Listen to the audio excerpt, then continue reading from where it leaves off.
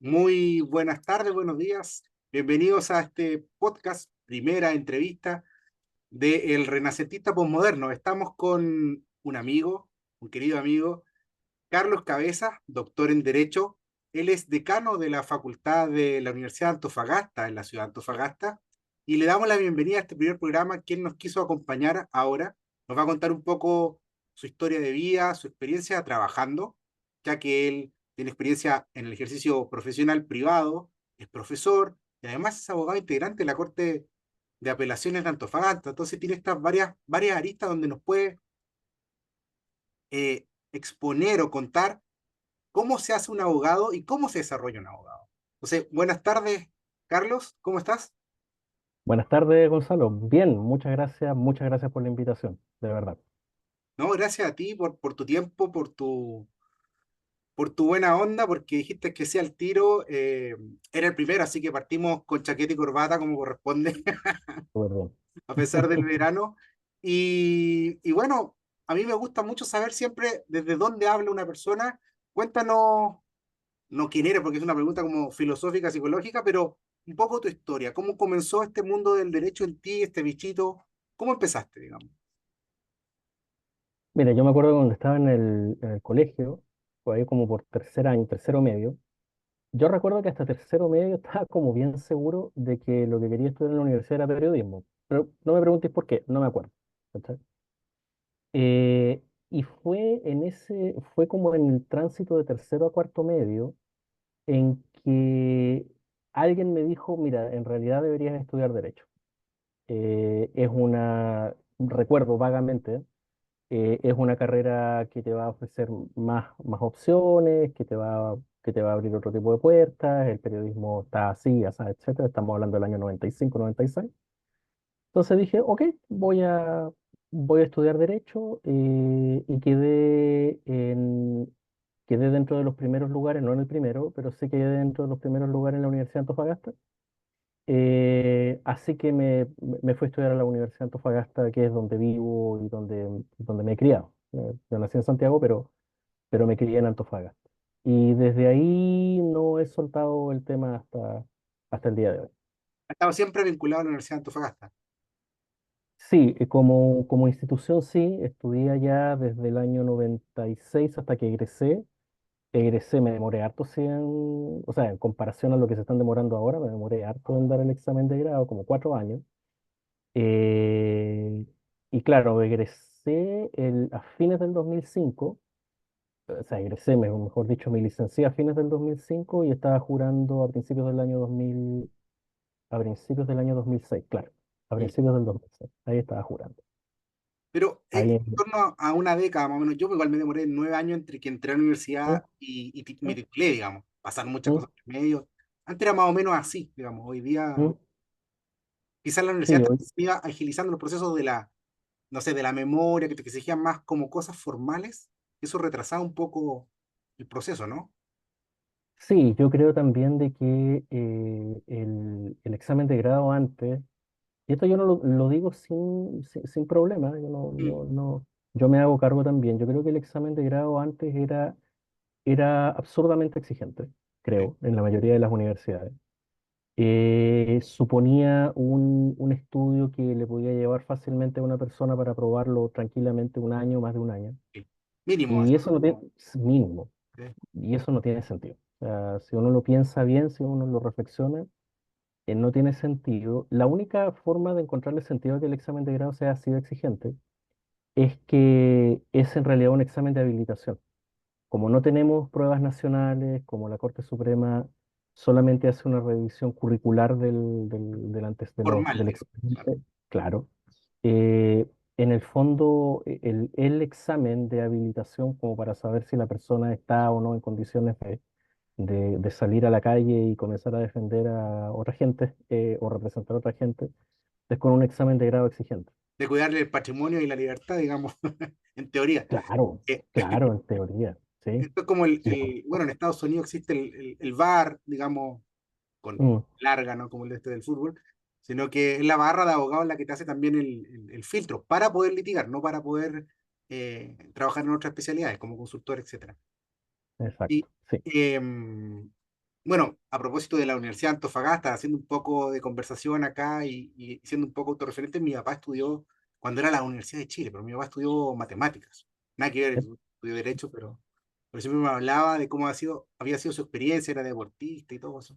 Entonces, también quería que, en mi caso, yo estudié en Santiago, en la Universidad de Chile, pero mi papá quería que yo estudiara en Antofagasta, pero nada que ver, yo iba a estudiar kinesiología o psicología, lo mismo. Por ¿Ya? ahí fue un tío el que me dio este tip. Y además, y lo confieso frente a ti, en realidad terminé estudiando en la Chile porque muchos escritores, historiadores, han salido de la Facultad de Derecho de la Universidad de Chile. No me gustaba el ejercicio de la profesión de abogado, digamos. Ahora ando haciendo podcast, no, no también ejerzo. Pero me daba como también un poquito, un abanico un poquito más amplio de, de, de poder buscar una beta y desarrollarla. Eh, Ujú. bueno, tú estudiaste un posgrado, ¿no es cierto? Tienes un Sí. doctorado. Cuéntalo cómo fue esa experiencia, por qué decidiste irse a esa especialidad o a esa universidad y a esa ciudad. Porque una cosa que quiero preguntarte después, las ¿Sí? universidades van vinculadas a una ciudad.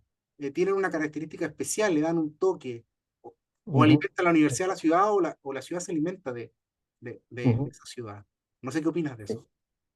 No, en Europa sí, en Europa y yo diría que también en Estados Unidos es más o menos parecido. Yo me decanté por derecho penal, yo empecé siendo ayudante de derecho penal de José Luis Guzmán.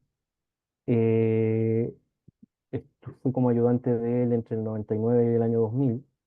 Y después, antes de licenciarme, la universidad me hizo como un contrato un poco como de media jornada para ayudarlo en temas administrativos. Estaban lanzando en ese tiempo la primera versión del Magíster en Derecho de la Universidad de Antofagasta y me contrataron para, digamos, para hacer tareas administrativas. Y de a poco, digamos, la misma facultad, que en ese tiempo era mucho más pequeña de lo que es actualmente, con mucho menos profesores, comenzó a interesarse en egresados más o menos jóvenes, como era el caso mío, como era el caso de otros colegas, para comenzar a incorporarlos a a la academia y eventualmente luego que ayudarlos a perfeccionarse y que luego se integraran ya en tiempo completo en la universidad. Eh, y, y cuando estaba en ese trance, ya estaba contratado ya por la universidad, estaba haciendo algunas clases en la universidad, honorario, después pasé a a la contrata. Tuve una conversación con él y yo le dije, mira, yo quiero doctorarme, ¿qué opinas tú? Y José Luis me dijo, mira, los doctorados en Derecho que estaban partiendo en ese tiempo en Chile llevaban poco tiempo. De hecho, el primer doctorado en Derecho lo hizo en una universidad privada, que no debe haber sido muy bueno, no tengo idea, una universidad que de las privadas, digamos, de que no son muy destacadas, ¿no? Ahí. Y después partió la Chile, me acuerdo, en Sí, esos años. Pero todavía era todo muy en pañales, las bibliotecas todavía no estaban tan desarrolladas y él me aconsejó irme a Italia. Él tenía una fuerte vinculación con Italia, tanto familiar como porque había hecho parte de sus estudios de posgrado en Italia. Y me recomendó una universidad con la que él ya estaba trabajando, que era la Universidad de Trento, en el norte de Italia. buenísimo. Y ahí postulé, me fue bien, la universidad me apañó también y me fui entre el año 2010 a fines del 2013 aproximadamente. Y lo que dice es cierto, en Europa, la mayoría, yo diría que si no es la mayoría, por lo menos el 90 y tantos por ciento, la inmensa mayoría de las universidades está vinculada a una ciudad y suelen ser ciudades, o en muchos casos son ciudades que ni siquiera son muy grandes. Mm, Entonces te puedes encontrar una universidad, por ejemplo, enorme, con muchos estudiantes en una ciudad del tamaño de Tocopilla, por decir algo, mm. ¿no? Entonces tiene Pero bonita. No, bonita, obviamente, no, sí, no, no, no sé nada. europea, antigua, No etcétera, sé nada. pero con muchísima tradición, etcétera. Entonces la ciudad se alimenta de la universidad se alimenta la ciudad se alimenta de la universidad se alimenta de la ciudad. Hay muchos recursos públicos dispuestos para eso. Entonces, claro, está muy asociado a Bolonia, Sí. Milano, en España, Barcelona. incluso las ciudades grandes, la Complutense de Madrid, por ejemplo, entonces están todas muy relacionadas a una ciudad. Y esa no es una tradición chilena, no es una tradición sudamericana en general. En la mayoría de Sudamérica hay, por ejemplo, universidades nacionales, como fue la Chile hasta 1980, o universidades, y en algunos casos proyectos de universidades que están relacionadas a una ciudad, pero, pero yo diría que ni siquiera son la mayoría. El, Ni siquiera- en mm, mi caso, no sé, yo no conozco Bolonia de turista, digamos, con mi señora fuimos un par de días y nos quedamos allá, digamos, en un viaje, y pasaba eso, había mucha integración, tú podías salir en la noche, estaba lleno de estudiantes y nos sentíamos mm, jóvenes de nuevo, fue bastante entretenido porque gente muy buena onda, nos metimos unos pubs para conversar, y bueno, librerías, para qué decir.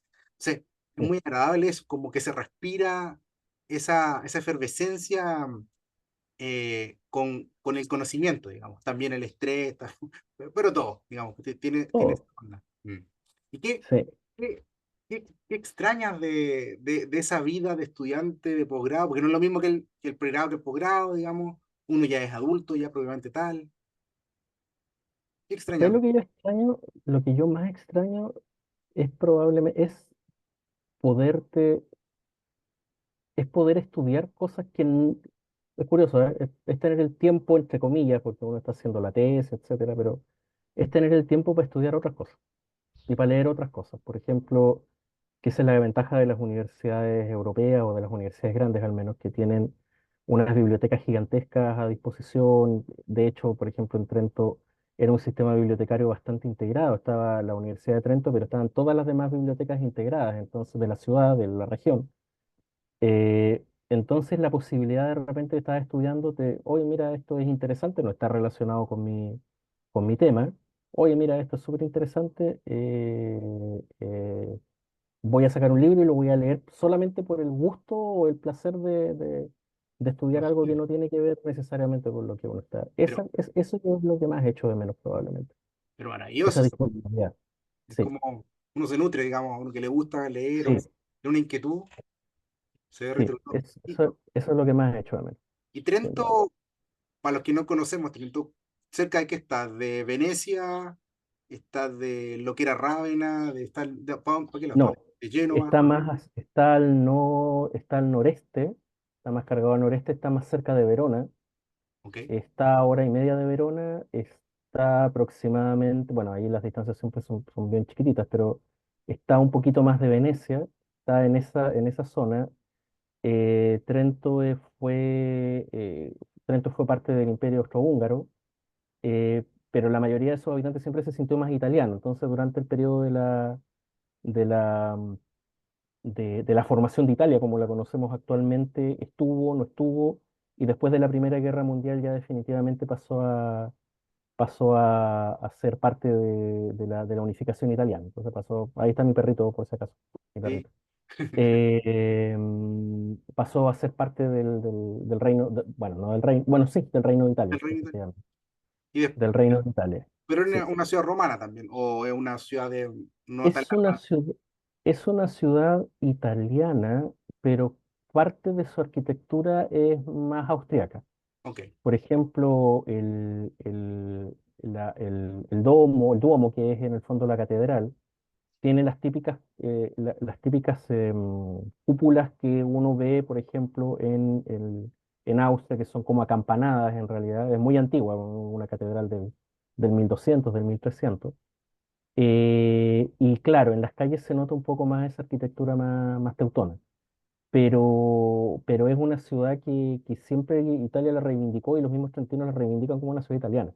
Ya. A diferencia de lo que pasa más al norte, que es Bolzano, que está a 45 minutos de Trento, que definitivamente es una ciudad austriaca, es parte de Italia, sí, pero es una ciudad austriaca, y que en más de una ocasión los bolsaninos han querido independizarse. El tema es que tampoco los austriacos están muy de No lo acuerdo, recibe. entonces, no, o sea, como que le da lo mismo. Y ahí sí que es una ciudad completamente distinta. Así, italiana ya no le queda nada, y estamos hablando de distancias súper cortas, o sea, 45 minutos en un tren, o sea, nada prácticamente. Es de ir a tomar Pero el centro al aeropuerto, digamos. prácticamente, sí, es una cosa así. Sí, las diferencias idiosincráticas de entre un lugar y otro son muy acusadas cuando uno viaja en Europa. Eso es re bonito, pero también es una fuente de problemas. Pero bueno, ellos están acostumbrados a vivir así. Han vivido en guerra y han vivido así desde que el mundo es mundo, digamos. Y se odian todos entre ellos, no se pueden ver las ciudades entre sí, es una locura.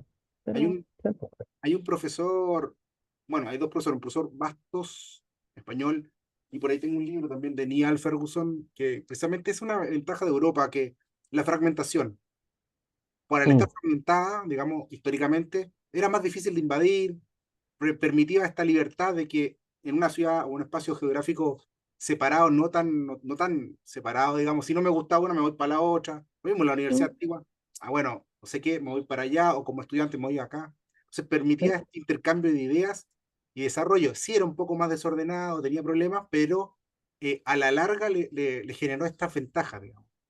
sí. Ellos están acostumbrados y viven bien, a su modo viven bien. ¿Sí? Así que no tienen problema. Y está lleno de pueblitos alrededor, pero está lleno, lleno, lleno, lleno, lleno. Yo ni siquiera conocí la mayoría, conocí un par, unos dos o tres, porque realmente son muchos, y todos conectados, obviamente, muy cerca de la ciudad. Serían como los suburbios para nosotros, una cosa así. Pero son pueblos completos. Qué bonito. Oye, y ya, bueno, nos contaste un poco la historia de ya con un doctorado, obviamente vuelves a Chile, digamos, y te posicionas como profesor ya titular.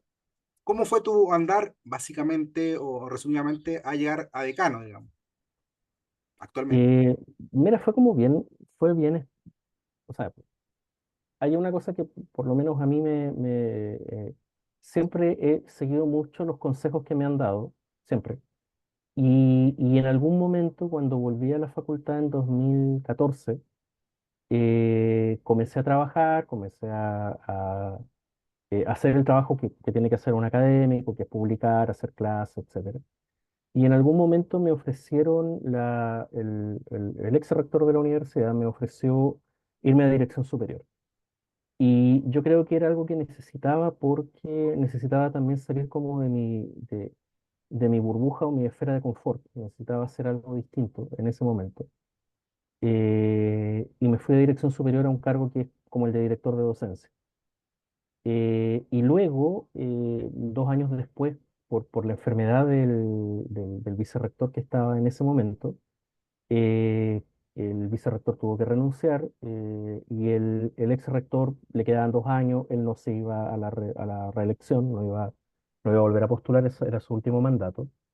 Ya no era el caso de ir a buscar un vicerrector de nuevo a la academia, alguien que no hubiese trabajado previamente en dirección superior, así que me lo pidió a mí. Los 2 últimos años entonces de su mandato fui vicerrector académico, pero siempre yo me había propuesto que esto era un periodo en el que yo tenía que aprender mucho, porque después quería llevarlo a desarrollar mi unidad, que es la Facultad de Ciencias Jurídicas, que nunca había tenido hasta ese momento un decano salido de la propia facultad. Y bueno, los colegas tuvieron no sé si la buena idea, la buena o mala idea de elegirme finalmente, porque es una elección. Entonces Colegiado, cuando digamos. terminó, claro, entonces cuando terminó el mandato del rector, estaba por terminar el mandato del antiguo decano, que ya por su edad estaba pensando en el retiro. Entonces me dijo, ok, yo me voy al retiro, y de hecho se retiró este año, se acogió al retiro este año. Y empecé entonces a ejercer como decano en agosto del 2022. Y de ahí ya, hasta el día de hoy he conservado obviamente sí una asignatura, porque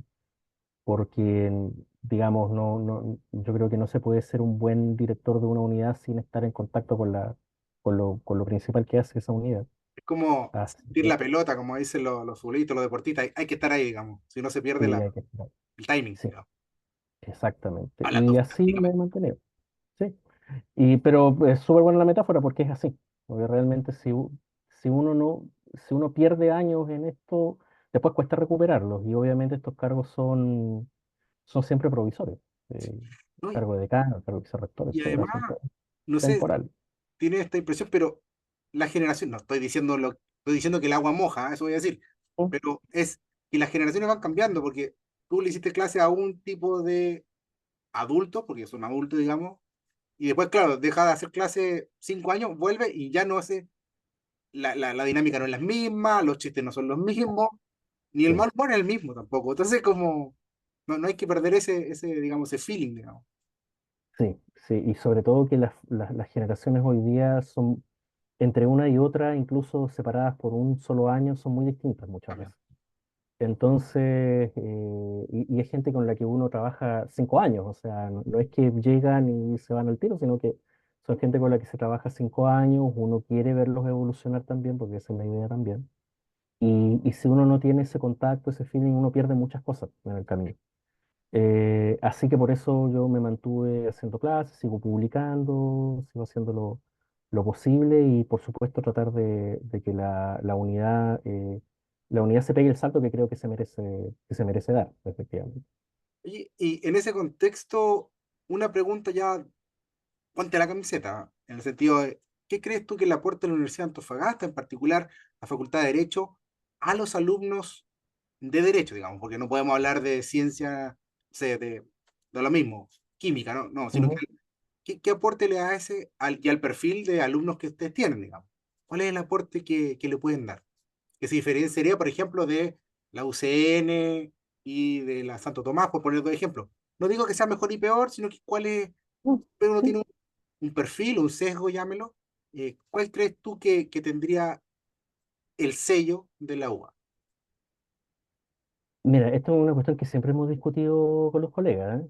Porque uno podría decir, primero, que es una facultad que por historia y por lo que hace, y por lo, digamos, por varias otras condicionantes, está muy volcada al derecho público, pero no en el sentido en que hoy tenemos muy buenos profesores, gente que ha obtenido sus doctorados, estamos que publican, que asisten o sea, son buenos docentes, son buenos académicos. Pero yo no me refiero a eso exactamente, sino que me refiero a que se trata de, casi inconscientemente, se ha terminado desarrollando mucho más el derecho público que el privado. Algo guardando las distancias, por cierto, guardando mucho las distancias, lo que seguramente pasó con Concepción en algún momento. Concepción, la Universidad de Concepción es una universidad eminentemente volcada al derecho privado. Es la única universidad en Chile que tiene un doctorado con apellido. Todos los doctorados en derecho en Chile son doctorados en derecho. Genérico, ¿no? Ellos son los únicos que tienen doctorado en derecho privado. Y yo me imagino, no lo sé, estoy especulando solamente, que eso no fue una decisión necesariamente consciente, sino que se dio con el paso de los años. Llegaron profesores muy influyentes, como Peñailillo, por ejemplo, toda la familia Domínguez, y por supuesto que comenzaron a desarrollar mucho más fuerte el derecho privado. Y Concepción se caracteriza, y todos estamos de acuerdo, de que, de hecho, hoy día recién tienen la que probablemente es la primera profesora que uno le ve más o menos proyección en el futuro para ser la profesora de Derecho Penal de la Universidad de Concepción, porque siempre habían tenido preferentemente abogados del foro, fiscales, defensores, es decir, gente que no trabajaba en la universidad 24 horas.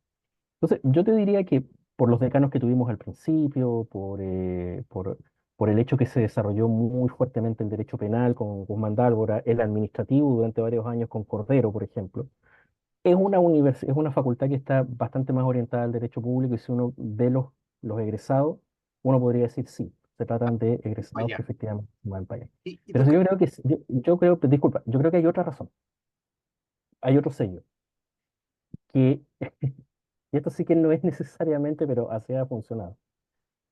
Somos una universidad con las puertas muy abiertas para los estudiantes.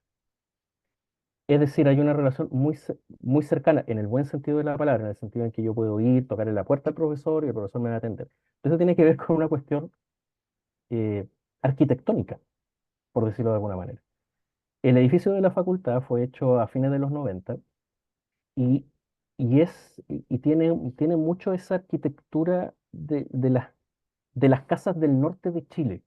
Es decir, un patio central abierto y las oficinas que están a los lados. Pero no hay ningún filtro, porque las secretarias están en un ala, no hay ningún filtro para llegar a las oficinas de los profesores. Entonces, de hecho, los profesores se ven que están trabajando, hay muchos que tienen Es un las oficinas panóptico, grandes. académico. prácticamente. Entonces el chico y lo hemos intentado muchas veces, porque de repente uno quiere hablar con los estudiantes, pero ya después de un momento ya, bueno, ya, hoy necesito trabajar. Pero es muy difícil, los alumnos van, tocan la puerta, profesor, me podría recibir, quiero conversar sobre esto, mire, no entiendo esto, tengo este problema. Entonces es una facultad muy cercana con los estudiantes. Y es un sello que se ha mantenido, que los colegas que han venido de afuera, los que se quedan, etcétera, los que son de la casa, lo han asumido también, creo que como una parte de su vida diaria. Entonces no hay separaciones arquitectónicas entre los estudiantes y los profesores. Y eso es re importante. Yo creo que es súper importante. En otras universidades tú tienes que pasar por el Sí, filtro de la secretaria. que son Y si la terribles. secretaria te dice, claro, y si la secretaria te dice, no, es que Que no. no lo puede atender, se acabó nomás, no lo puedes atender. Para bien o para mal, eso no pasa en la Universidad de Antofagasta. Entonces hay mucha cercanía con los estudiantes en el buen sentido, ¿Y en el cuántos respeto. alumnos forman hoy día la carrera completa? Para que Mira, entendamos esta escala, digamos, hay gente que no conoce Antofagasta en la sí, facultad, sino que mira, a ver, ingresan anualmente entre 80 y 90 estudiantes a primer año. por Nunca hemos promoción, aumentado. Sí, por promoción, por promoción, por generación. entran 80 y 90, sí, entran 80 y 90. Y en total, entre alumnos egresados que no han dado el grado, es decir, que no se han licenciado todavía, estamos bordeando los 500 aproximadamente. Ya, Dentro del tamaño de las carreras de las carreras en la Universidad de Antofagasta es una de las carreras más grandes, porque de la recibe universidad. constantemente, sí, de la universidad. ¿Por qué? Como carrera única. Ya, ¿Por qué? Porque somos la primera en llenar. Somos la primera en llenar, o sea, se dan los 70, los 80 cupos, y los 70, los 80 cupos se se completa. llenan, se confirman muy rápidamente. Lo que no pasa con otras carreras, que uno podría decir medicina llena primero, no, no necesariamente, medicina llena después. Y eso tiene un sentido, obviamente los alumnos de medicina, que son muy codiciados por todas las universidades en general, obviamente deciden al último, ¿no? En cambio, en derecho, en donde creo que nos hemos ganado un lugar en la región, los estudiantes suelen preferirnos, nos repartimos en realidad con la Norte y en menor medida con la Santo Tomás, y llena bastante rápido. Y hay otra cosa, que incluso si quisiéramos aumentar matrícula, hay algunas limitaciones legales por ser universidad estatal, entonces eso no sucede tan habitualmente. Y tenemos una planta de profesores en jornada completa de 14 académicos jornada completa. Y eso Jornada se completa. completa Y en cada general, tercero. Son aproximadamente 20, contando los honorarios, tenemos que ser aproximadamente 26, 27 académicos, o sea, es como el aproximadamente. 5% de los alumnos, los profesores, Sí, se pueden ver ahí. aproximadamente, Ya. O aproximadamente, sea, sí. se entiende igual la escala. En ese contexto te preguntaba para que, primero, conocerlo, o sea, la gente que no lo conoce, digamos, y ahí se entiende por qué estás comentando cómo, por qué todos se conocen al final. Sí, sí, y es algo que se ha mantenido desde que yo estudié, y se ha mantenido durante todo este tiempo. Y créeme que hemos intentado cambiar la Barrera, arquitectura y no ha funcionado. Y ¿ya? ya, ok, ya lo aceptamos, ok, Hay perfecto. estilo Esto va a igual, ser así. hay Sí, estilo y si funciona, ¿para qué cambiarlo, digamos? Pero si lo hace exactamente. mal, ¿Para qué vas a arreglar algo que no está estropeado? y no está estropeado, digamos, sí. ¿Mm? Oye, y quizás, bueno, la que te iba a preguntar, pero recién era que si esta vocación por lo público quizás también es una especie de inercia, me puedo equivocar, ¿Mm? con que haya sido ante la Universidad de Chile o la Universidad Técnica del Estado, entiendo que se fusionaron después, en Yes, parte que fue la Universidad de Antofagasta. O sea, ya venía con una vocación pública, digamos, sí, en lo público, es efectivamente. decir, los egresados trabajan en lo público, ya sea como funcionarios, fiscales, jueces, etcétera, etcétera. Ujú. Sí, yo creo que es parte también un poco de la tradición de las dos universidades de las que surge la Universidad de Antofagasta, tal como lo dices tú, la UTE y la Universidad de Chile, eh, que si uno le suma, por ejemplo, la Escuela de Artes y Oficios que se inauguró en 1908, si no me equivoco, con ingeniería, o sea, no era ingeniería todavía, pero eran una suerte de carreras técnicas modernas, no era exactamente lo mismo. Claro, uno podría decir que esa historia se remonta incluso a principios del siglo XX, pero fundamentalmente la universidad hoy día tiene va a cumplir 43 años, o ya cumplió, perdón, 43 años, y la facultad tiene 30. tiene 30, está cumpliendo 31 en 2024, así que en realidad desde su creación como Universidad de Antofagasta, en realidad pasó poco tiempo hasta que fue finalmente, desde que se creó hasta que se crea la facultad. Buenísimo. Oye, una pregunta que quiero hacerte, y te lo había comentado antes de empezar, darle una recomendación a aquel alumno que está metiendo ahora en la universidad, digamos, porque estamos en la época de postulaciones, ¿Mm? ya se rindió y salieron los resultados de la prueba de selección universitaria, o como se llama hoy día, porque yo di la PA, digamos, me imagino que tú igual, Igual, es que somos yo de otra igual, generación, de varias generaciones pasadas ya, varias. entonces ya un poco estamos desactualizados. Pero ¿qué consejo le daría? Tres consejos, al que está postulando, al que está en tercero, y al ¿Mm? egresado, al que está en quinto y al egresado. Porque son distintos, uno va cambiando también. Mm. A ver, al que está ingresando, yo le daría dos cosas, dos consejos. Primero, que elija siempre una universidad, la que quiera, pero que esté acreditada. Y que esté No, no, perdón, acreditada, está ingresando en tu sí, facultad. ya. Ponte la Está camiseta. ingresando en mi facultad. Ah, Sí, ya, perdón. yo le estoy Está preguntando al ingresando señor en mi decano, facultad. Ya, perfecto. no al amigo acá. Ya. Sí, sí. El consejo que yo le daría que esta es una carrera, y nuestra carrera en particular, es una carrera que, a ver, ¿cómo lo explico? No es física nuclear, no estamos claros, ¿verdad? No vamos a estudiar teoría cuántica ni nada por el estilo, pero sí, pero no es un mero oficio. Ujú. Y eso es algo que al alumno de primer año a veces le cuesta entender. Porque claro, las influencias que tiene para ver el derecho son series, películas y algo más, Harvey probablemente. expected. O por ejemplo, que le ha hecho un mal horrible a los No, estudiantes ese es de derecho terrible. y tal, pero bueno. Eh, no, es una disciplina. Ya, no vamos a discutir si es ciencia o no, eso es una discusión interminable, ok, ya. Pero Pero dejémoslo en disciplina es, po. también, O sea, pero es una disciplina, y es una disciplina que tiene un lenguaje, y ese lenguaje es el que hay que aprender. eso, eso. Es un idioma, es un idioma. Si se juntan dos abogados a hablar de cosas de derecho, o si hablan de otra cosa, obviamente no va a ser así, pero si se juntan a hablar de derecho, como en cualquier otra disciplina, van a hablar en términos técnicos, pero hay un detalle en el derecho que no sucede, eh, disculpa, hay algo en el derecho que no sucede necesariamente en otras ciencias, y es el hecho de que, disculpa, que tengo que colocar se me está agotando la batería, ¿no? Si quieres me la reformulas y lo editas, no sé, No, sigue, te ¿no? espero. Ya, Ahora Carlos está poniendo el computador en la fuente de poder, estoy haciendo un poco de ya, tiempo. No me gusta, ahora no sí, me gusta editar y esto lo dime, digo un poquito así, dale. no me gusta editar porque quiero que sea un podcast, ¿Mm? no solamente visual, entonces me gusta darle un poco de continuidad. Estos Vale, no bloopers hay así problema. en buena onda, eh, también sirven, o sea, le dan espontaneidad, digamos.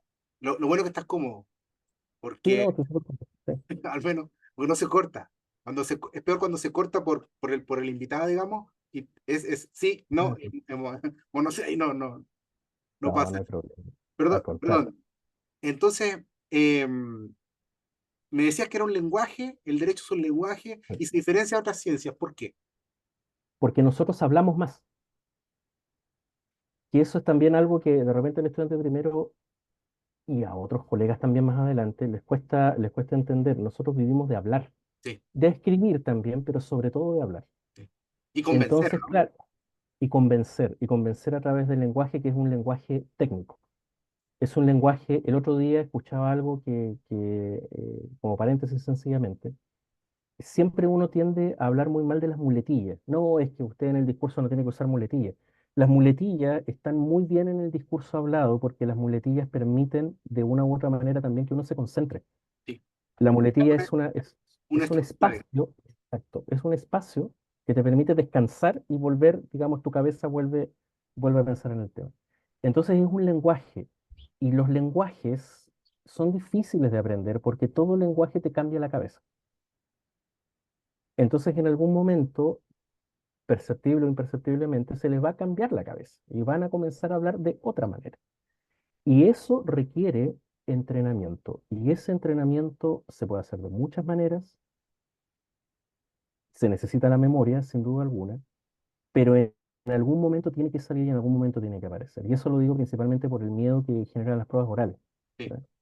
Que podrán estar discutidas, todo lo que uno quiera, eso está bien, No, pero son necesarias. pero, O sea, nuestra carrera, pero son necesarias. o sea, ¿Ya? las audiencias son orales.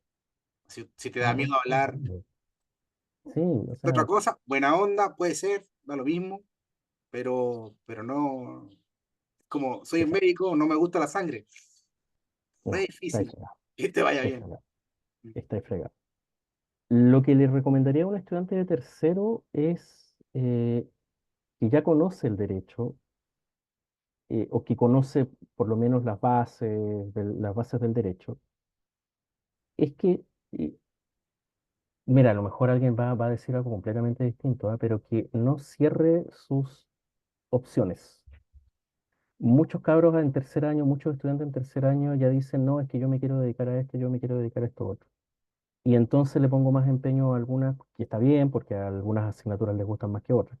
Sí. Pero yo he visto demasiada gente que en la universidad eran secos en un tema y que terminaron dedicándose a otra cosa.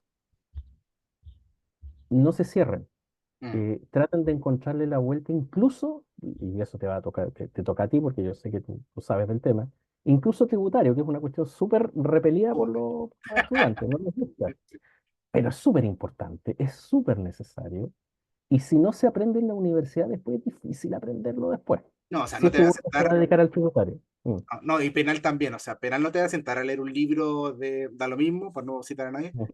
No, es que yo me aprendo, me he leído todo, es que no, así no se aprende. No, Porque, así no se aprende. porque mira, hay una palabra que usamos mucho los abogados y en la tradición jurídica se usa que es la tradición. Tradición que significa entrega, tradición como entrega del dominio y como Ujú, tradición cultural, digamos. Y eso se mm, aprende de una persona hacia otra. O sea, es mi visión, exacto. es Sí, cultural, digamos. O sea, yo creo que estoy de acuerdo contigo, es una disciplina, es un lenguaje, pero para mí también es un arte, en el sentido de un artesano. sí, Tú tienes que ver sí, un maestro, tienes que aprender. Y en ese punto te quería preguntar, que no se ve mucho en Chile, y yo aquí voy a hacer una autocrítica para todos los abogados, incluyéndome, porque también me ha tocado tener oficina y contratar abogados. Creo que lo hice mal en su oportunidad, o sea, en el sentido como lo enfoqué, que es las mm, mentorías, porque me mm, tocó también trabajar en un hospital y yo valoro mucho a los médicos. El otro día también tuve un problema médico, tuve una operación y todo, y veía como él, el médico, se relacionaba con el otro médico que estaba aprendiendo y con otros médicos también, y cómo el más joven aprendía del no tan viejo, digamos, ya tienen mi edad. Entonces, y tenía una disposición a aprender y otra una disposición a enseñar. mm. Y me gustó ver eso, bueno, porque bla, bla, bla, digamos. Y cuando estuve y trabajé en un hospital también veía eso. Y lo valoraba mucho.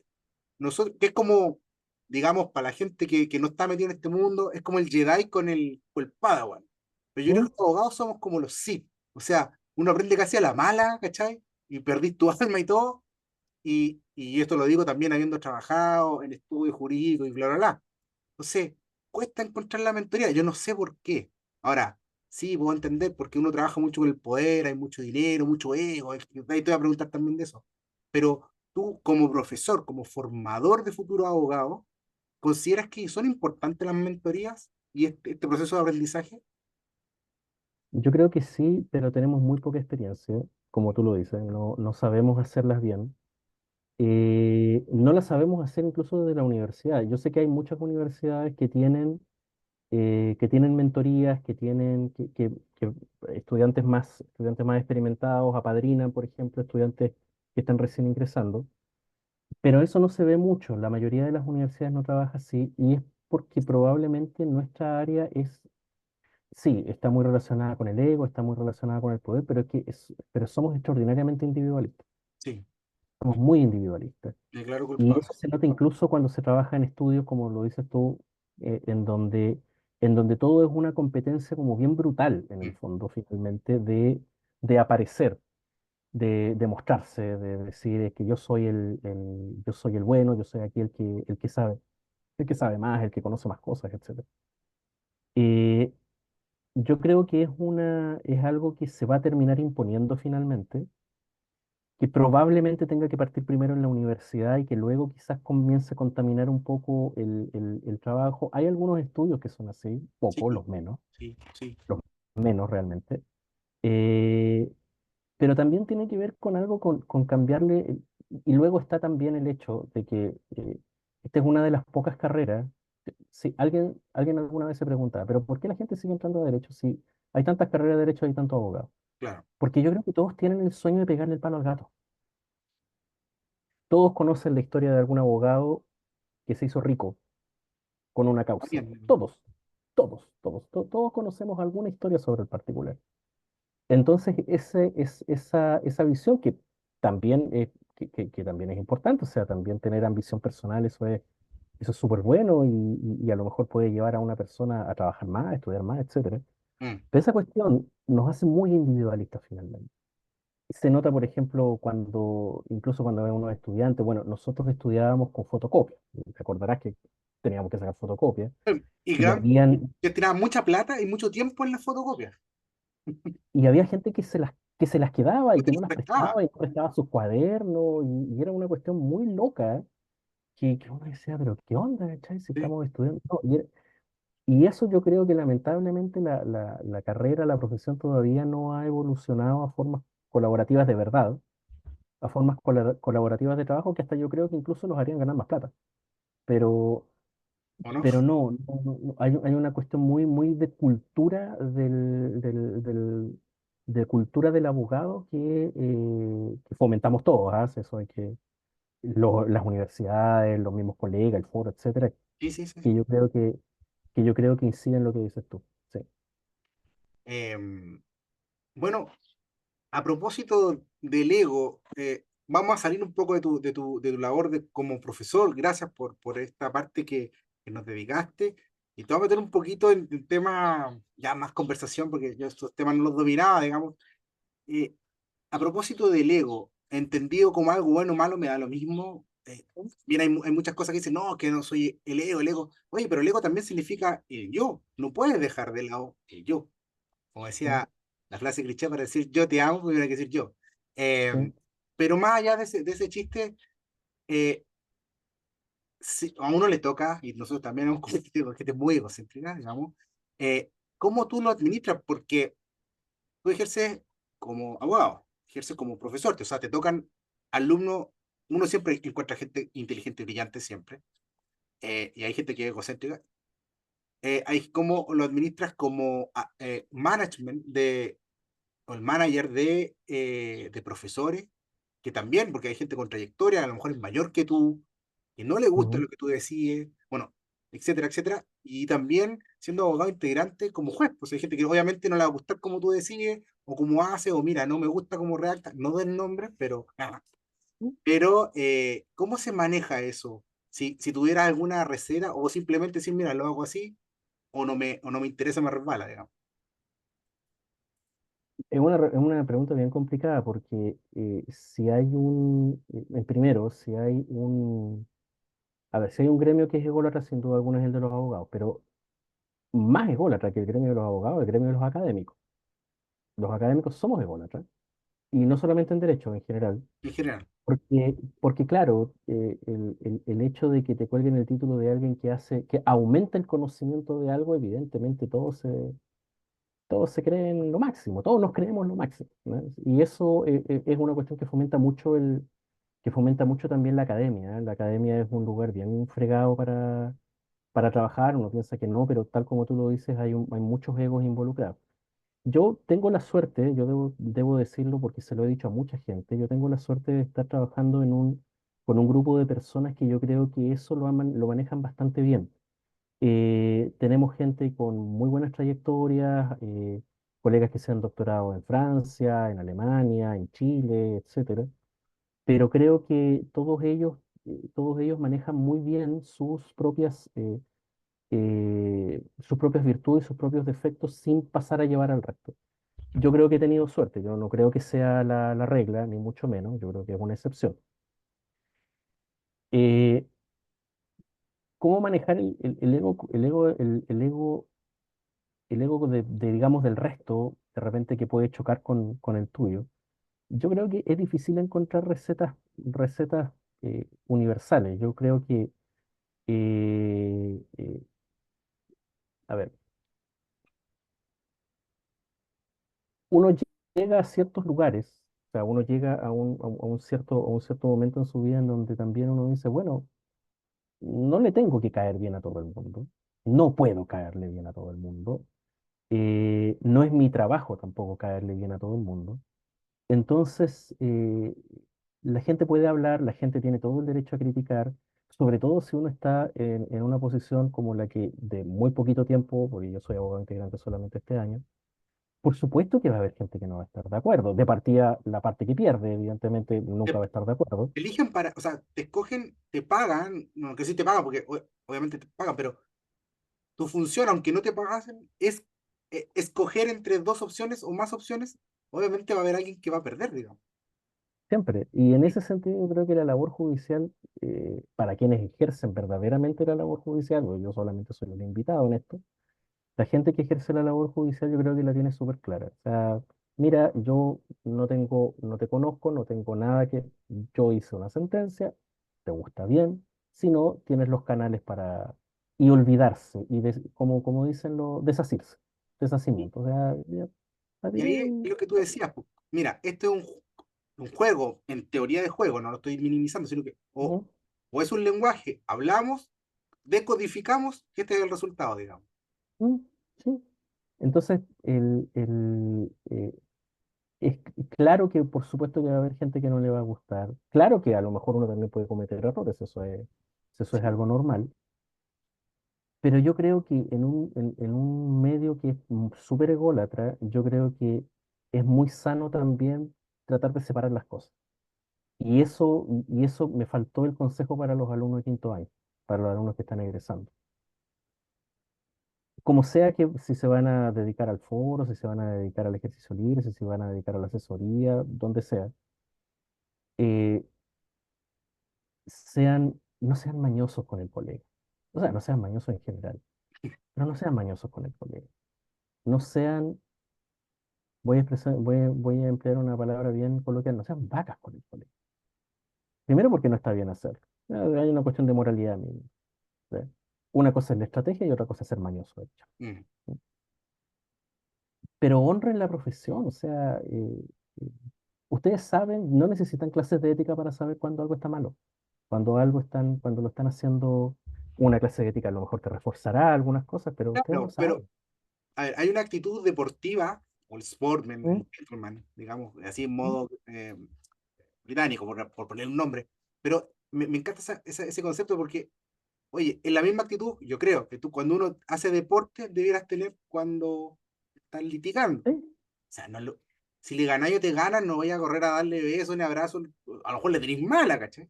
Jugaste fútbol, le pegaste una patada, pero pídele disculpas y terminó y se acabó el partido y se acabó. Historia, digamos. hay, u- hay una cita de un escritor mexicano que se llama Juan Villoro, que escribe de fútbol. O sea, escribe de varias cosas, pero entre otras cosas escribe de fútbol. Y me quedé con una frase que él tiene en un libro suyo, que dice que una de las primeras cosas que tiene que aprender un futbolista, profesional al menos, pero un futbolista, es no quebrarle las piernas al contendor cuando te hicieron algo. O sea, lo primero que tienes que hacer es aprender a controlarte, aprender a saber que este es un juego, que esto es un deporte. Yo creo que una de las cosas que tiene que aprender un abogado, una de las primeras cosas que tiene que aprender un abogado, es no ir a sacarle la madre al colega porque Mm. le ganó en una causa No, o no. porque dijo algo en una audiencia que a lo mejor estratégicamente era necesario, pero que terminó afectando el ego Mm. el ego de la contraria. Yo creo que esa es una de las cosas que yo he estado en este año en alegatos, que la mayoría de los alegatos son super polite, se tratan de distinguido colega, Claro. etcétera, pero también he visto colegas que hablan muy mal innecesariamente del colega, porque eso no tiene nada que ver con lo que uno está decidiendo. Y que uno de repente se admira un poco se admira de todos en primer lugar, y se admira del colega que guarda la paciencia y que tiene la paciencia de contestar como corresponde cuando le toca hablar sin hacer mayores aspavientos. Y no Entonces, caer esa en es ese, una de en las ese cosas, jueguito, digamos. y no caer en ese juego. Yo creo que esa es una de las cosas que primero una de las grandes cosas que hay que aprender, Mm. y que yo creo que se entrena también con las pruebas orales, cuando el profesor te dice, Sí, ¿sabes qué? Se sacuche y listo, nomás, se acabó. ya está. ya está. Y Y uno tal, aprende cosas y todo. jugadas. Mira, yo hago bueno, practico artes marciales, me operaron, te conté recién, porque me Sí. lesioné un ligamento. De hecho, si no me pongo el anillo es porque tengo la mano hinchada, tengo una operación aquí, me saqué el Mm, aparataje para que no salir tan feo acá. Lo digo ahí porque, ay, salí sin anillo. Eh, pero en Jiu-Jitsu y en Judo también que practiqué se dice, mira, o se gana o se aprende. mm, Tú ganas, o te sale bien algo, y si no, aprendes. Y, y uno lo aprende con dolor. O sea, te estás pegando, te están ahorcando, qué sé yo. Entonces después uno dice, bueno, a la primera me puedo picar, igual. A la- es un juego de largo plazo. Yo no puedo ser poco políticamente claro, correcto con el otro, ni poco caballero, porque va a haber, siempre hay alguien que te va a ganar. Siempre siempre. hay que barrer el piso con. Sí, mejor que seas buena persona porque va a evitar primero una vergüenza y mucho dolor. Aquí va lo mismo porque Exactamente. uno lo resiente en el patrimonio, digamos. Porque a veces la otra parte no te va a hacer nada. Pero yo creo que yo no soy juez, no soy juez, pero imagino en tu posición mirar de afuera y decir, oye, te qué desagradable esta persona con el otro y no le tengo ganas, no importa lo que me diga, pero sabéis que ya partiste con un hándicap porque cuando sabéis que, o también no te creo mucho porque no sé, metiste cosas que no era un aporte al juicio, digamos. Mm, Eh, Pasando a otro tema, digamos, o avanzando un poco en la conversación, para no quedarnos pegados en la parte de la tela de los abogados exclusivamente, eh, hablemos un poco de los libros. Acá hay algunos libros que me encanta a mí sentarme, rodar, tengo por todas partes, tú igual, por supuesto. ¿Qué autor? Ah, no, perdón, no voy a partir con esa pregunta, porque te la pregunté antes de empezar a grabar la entrevista, y es con la figura del héroe. Hay una figura ¿ya? íntima, arquetípica, ¿no es cierto? Ujú. Este personaje que emprende un viaje, un aprendizaje, se encuentra con cosas buenas, malas, todo aprende, y bueno, ejemplo, ahí está Eneas, está Odiseo, Sí. etcétera, etcétera, etcétera. ¿Te identifica ese viaje del héroe ya, dado lo que me has contado, digamos, dado que tú también emprendiste un viaje? Y con todo este recorrido, y ¿por qué? Digamos. Mira, yo creo que me identificó durante mucho tiempo, pero yo creo que estoy hoy día en un periodo en que no me identifica tanto. No porque esté en contra de él, es un arquetipo que existe desde la antigüedad. Sí, Hay muy buenas novelas de viaje de héroe, hay muy malas novelas del viaje del héroe, hay películas que son muy buenas, hay películas que son muy está malas. muy mala, ¿no? Pero yo hoy día por lo menos no me siento tan identificado. Por ejemplo, yo leí, y quizás una de las mejores novelas a propósito de eso, que digamos es del siglo XX, del Señor de los Anillos, por ejemplo. Sí. Yo lo leí yo recuerdo muy bien cuando empecé a leerlo, porque cuando estaba en el último año de universidad, no lo leí de chico, lo leí ya de grande. Estaba en el último año de universidad, jugando a la pelota me fracturaron el tobillo. Y justo había empezado a leer La Comunidad del Anillo. Había leído El Hobbit antes, pero mucho tiempo atrás, y empecé a leer La Comunidad del Anillo. Y por supuesto que me identifiqué absolutamente, porque yo creo que hay un momento, por lo menos en mi caso, cuando uno tiene los 20 años, uno se siente muy identificado porque está partiendo. Mm, Yo hoy día, si yo tuviese que, yo creo que, yo creo que estoy en medio de un viaje. Entonces, cuando uno está en medio de un viaje, uno no ve el viaje realmente. Uno no lo ve, está como perdido. De hecho, hoy día estoy leyendo mucho más historia. Estoy leyendo mucho más ensayo, por ejemplo, y a mí me gusta mucho la literatura, si de hecho tengo problemas ahora, no sé a dónde dejar libros. Me gusta mucho, pero no, la figura en sí hoy día, en esta etapa de mi vida, por ejemplo, no me identifica tanto como me identificaba cuando estaba en la universidad o tenía veintitantos años. Seguramente porque es más es más atrayente el viaje cuando está por empezar que cuando lo estáis realizando. Entonces hoy día no, pero antes sí. Antes, y consumía mucha literatura y productos culturales en general, pop del viaje del héroe. Y de hecho, si yo tuviese que pensar en la mejor novela de aprendizaje, a mi juicio, en mi muy particular opinión, yo creo que la mejor novela de aprendizaje que se parece un poco a la del viaje del héroe es El nombre de la rosa, de Humberto Eco. Yo creo que es perfecto, la buenísimo. mejor novela para de cómo alguien crece en el camino, porque en realidad el personaje principal, que es el narrador, es el que crece en el camino. Mm. Los otros se mueren, les pasan otras cosas, pero él crece, que es Justo, prácticamente un adolescente. justo estoy leyendo Humberto Eco, pero el arte y la belleza en la estética medieval. Yo estoy leyendo Es ensayo, precioso, pero, sí, pero sí, como decía, cómo el mundo le caía en la cabeza a Humberto y era capaz de brindarte una novela de esa, o sea, de esa jerarquía, digamos, y y hablar divertida de además. ética, de semiótica, ensayo, de lo antiguo, de lo moderno, y cómo te relacionaba todo al final. Entonces, yo creo que estaba hablando lo mismo, digamos, de la Yo creo cultura que sí, occidental. No, esa es mi yo visión. creo que sí, yo creo que sí. Hay un libro que tengo pendiente que también es una suerte de viaje, pero lo tengo pendiente, así que yo solamente no me atrevería todavía a recomendarla, pero es un clásico del siglo XX, que es Danubio de Claudio Magris, que es un autor italiano, que él cuenta un viaje por el río Danubio, es decir, por el centro de Europa, de alguien que es él, efectivamente, que es muy joven, y es una de las, por lo menos lo que han dicho, es una de las, yo lo tengo ahí pendiente, es una de las grandes novelas de viaje, pensando más o menos en el viaje del héroe como un viaje más particularizado.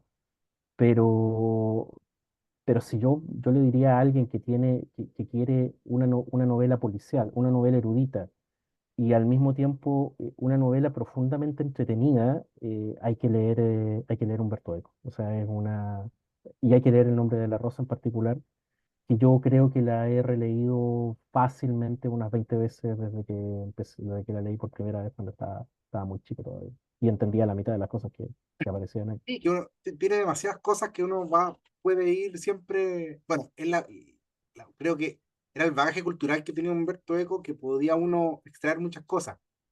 Ahora, Exacto. para las personas que nos estén escuchando, viendo, está la película, está con Sean Connery, ¿no es cierto?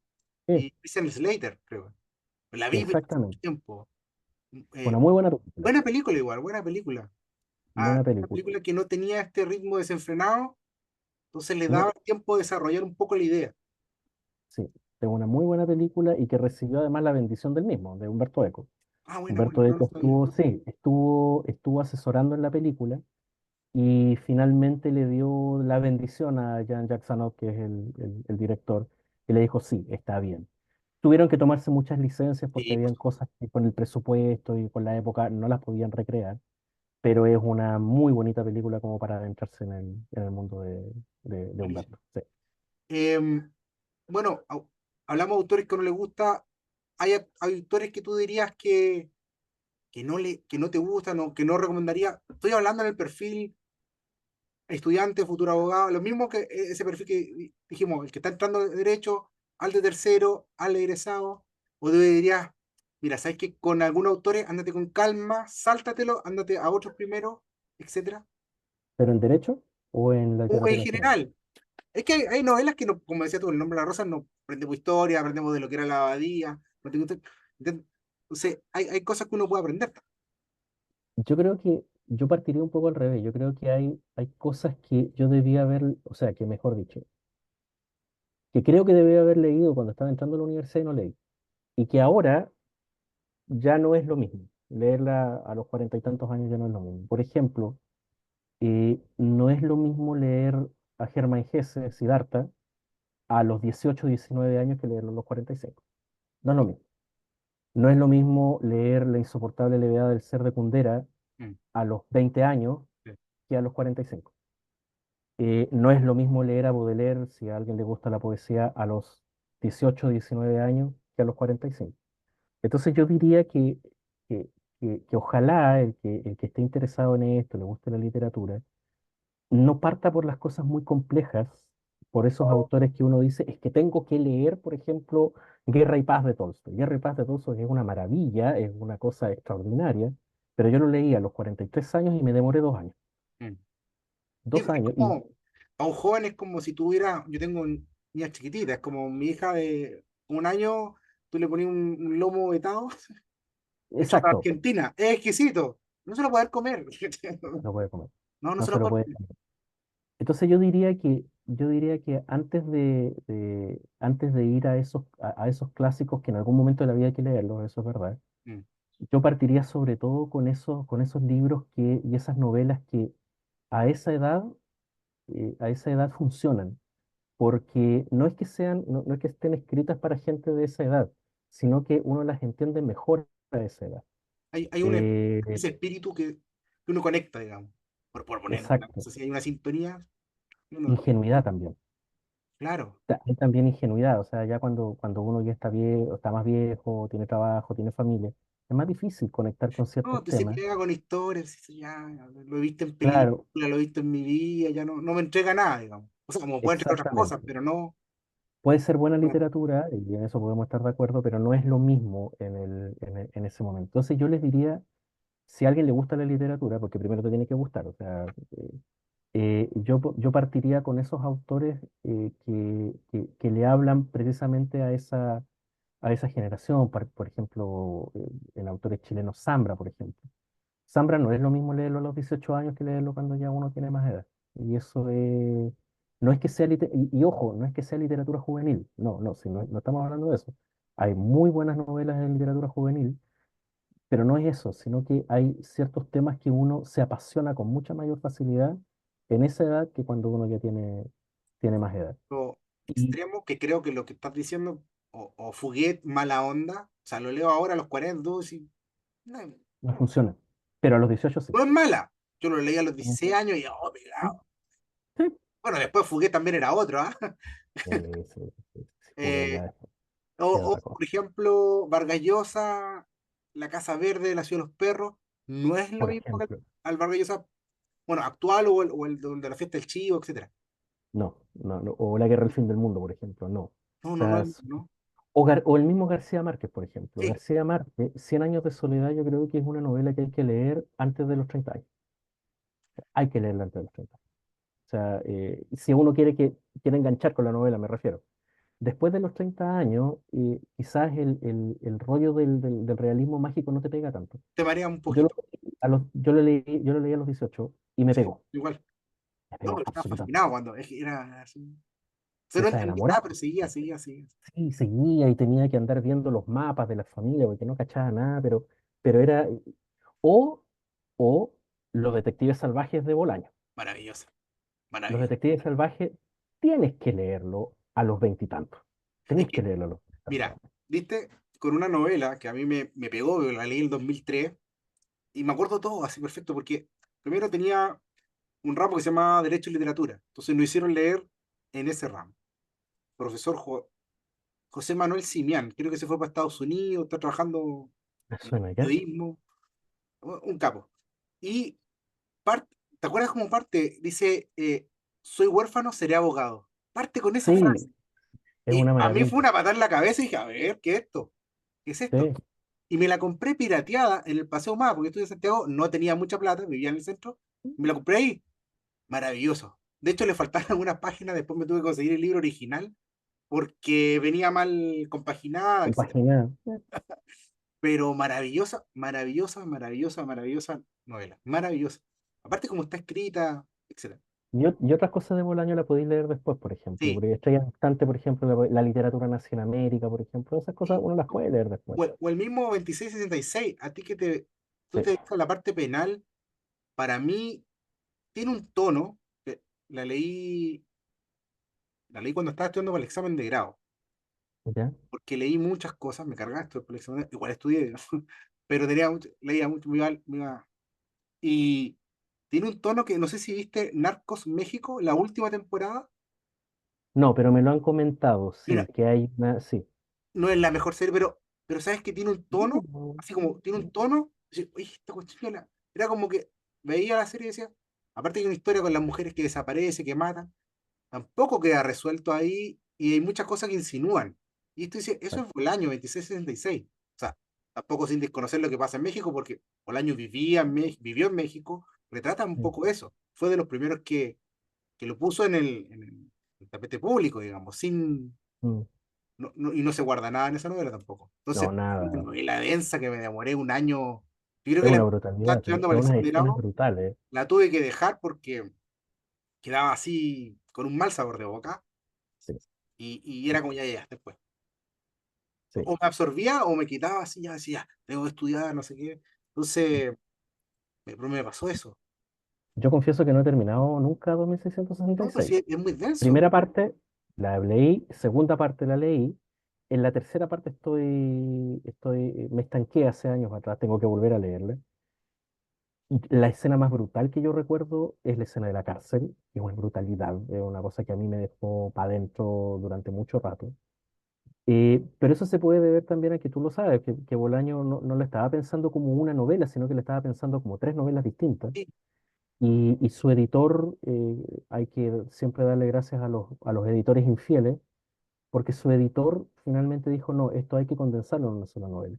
Pero es una novela difícil, una novela dura, es muy sí. dura, y no se puede partir con Bolaño con 2666. No, Hay que partir con la pista de hielo, a lo mejor, no sé, partan con los cuentos, porque con tiene los mucho, cuentos. partan con Detectives Salvajes, con cualquier otra, para el último dejen esa, porque además, entiendo que se editó, fue póstuma la edición, Fue póstuma, sí, fue después de la muerte. póstuma.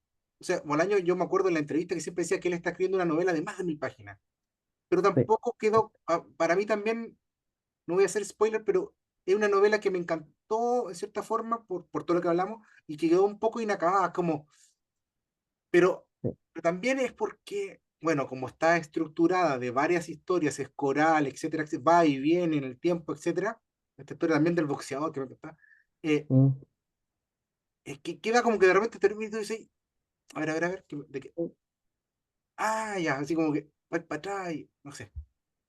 Lo que pasa es, yo lo leí alguna vez, no recuerdo en dónde, 2666 es como, pertenece al género de lo que le dicen novelas universo, algo así, como por ejemplo Rayuela de Cortázar, que son novelas que tienen muchas historias entre medio, entonces uno le pueden gustar algunas de las historias, Sí, no le pueden gustar otras, puede entender algunas, pueden no entender otras.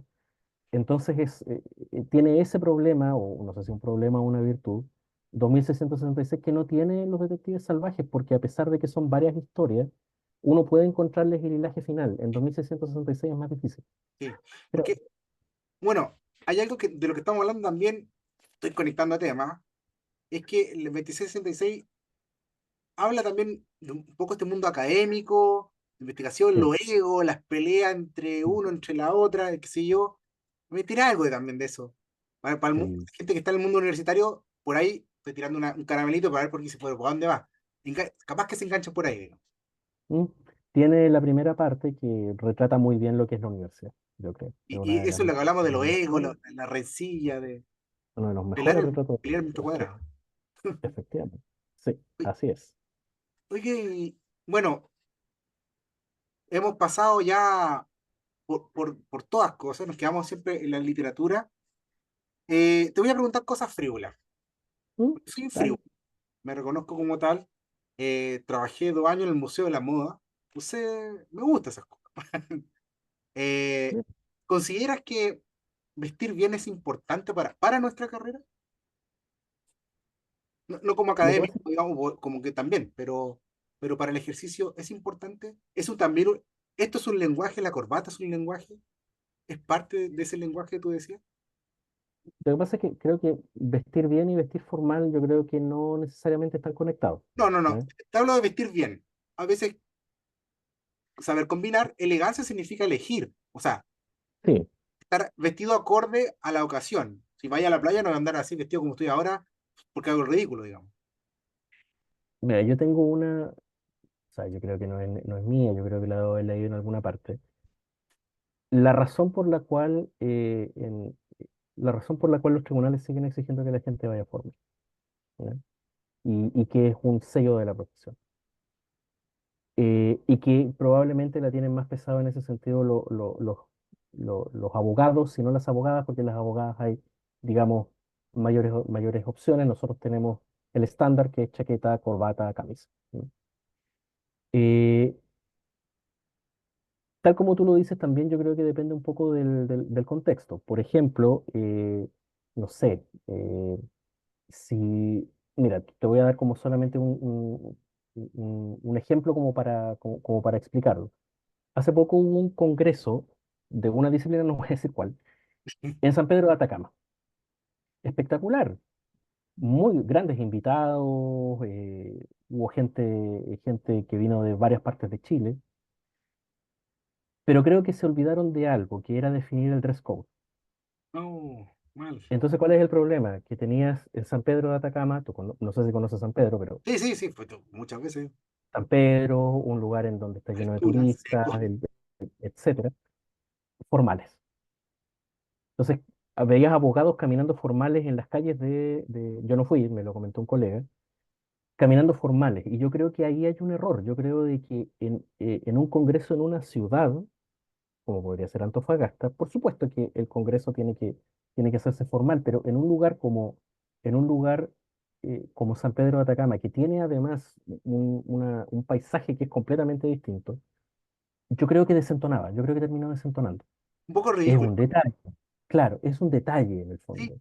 Y hay sí, gente que fue informal y hay otros que fueron formales, pero es un detalle, no tiene que ver con la calidad del evento. sí, sí, Pero sí, yo creo que estamos de fue un acuerdo. problema, pero creo que fue un problema. Pero genera un Entonces, ruido, po. Si estamos hablando de esto es porque no fue perfecto o no fue bueno. claro, Genera una claro, discordancia. O sea, yo me imagino generó una alguna persona discordancia. con traje oscuro y zapatos de, ¿cómo se llama esto? De suela, se llenó de tierra. O sea, y tampoco Claro, estaba cómodo, digamos.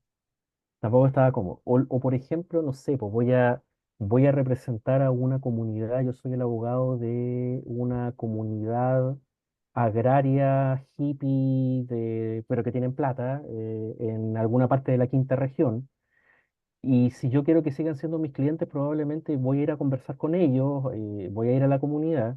Probablemente no les voy a dar tan buena impresión si voy formal. A lo mejor tengo que ir un poco más relajado. Claro, Pero claro. en tribunal no. Y en el tribunal no. Y esa es, digamos, Eh, mi idea, mi teoría, por decirlo de alguna manera. Mira, yo te voy a hacer un comentario. Esto hablo por mí. ¿Ah? ¿Mm? ¿Mm? Cuando digo por mí no es por ser tan egocéntrico, sino para distinguir que esta es mi opinión y no la de Carlos ¿Mm? Cabeza, para que después ¿Mm? no te crucifiquen a ti. Pero cuando dicen no, pero no hay norma escrita que te obligue a usar chaqueta y corbata en un Ujú, tribunal, ¿ok? ujú, Y digo, oye, pero no es necesario la costumbre. ¿mm? Todos sabemos, los que somos ¿Eh? usuarios, ¿Mm? en general, porque también soy usuario de los tribunales como abogado, digamos, eh, que la cosa es así y siempre ha sido así. Y la ley, en general, o sea, perdón, ¿sí? La- el derecho tiene la ley, pero también tiene la costumbre.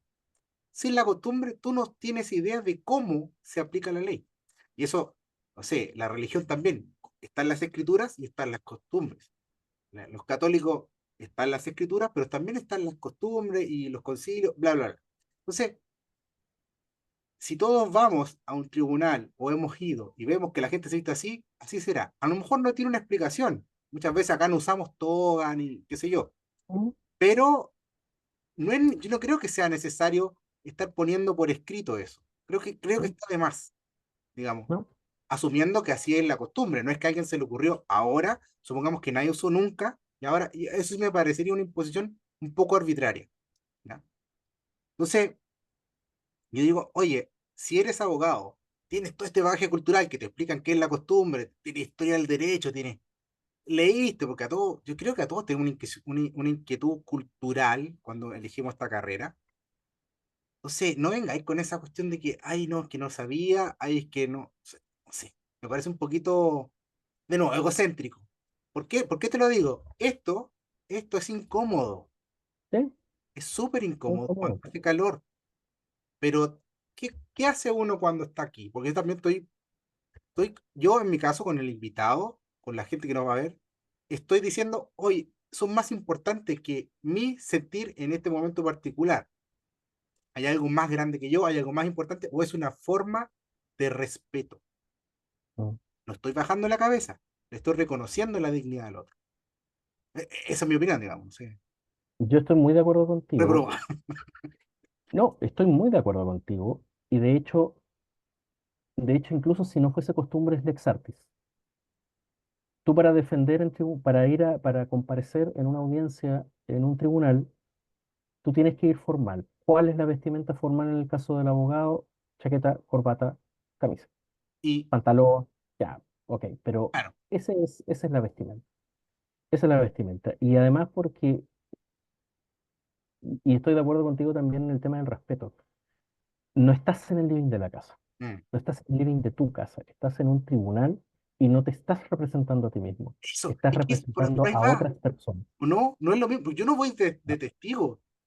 O yo no soy la estás, parte, por último me voy a divorciar. No, no, no estoy diciendo que me voy a divorciar. Digamos, o discutiendo un arrendamiento, digamos. Y ahí, claro, voy con una polera, lo que me cantó ese día, digamos. Y si me ¿Mm? retan, digo, bueno, si yo, ¿qué tanto? Si no, no es tanto, ¿me entiendes? Aún así me parece una falta de respeto. Pero aquí como abogado yo no me estoy representando a mí mismo. Estás representando intereses ajenos y no importa si esos intereses son multimillonarios o es el problema de una vecina que tiene tal y son 120 lucas o lo O que tu sea. abuelita, o eres abogado de la Corporación de Asistencia Judicial, o defensor Exacto. penal, privado, público, me da lo mismo. Y tienes que ser muy ególatra, tal como dices tú, para pelear ese tipo de peleas, por decirlo de alguna manera, en un lugar que no corresponde. Porque Es tú no vas a mostrarte tú como el rebelde. es que eso dice, Tú- bueno, esa no es tu tarea. como dicen Esa no es tu tarea.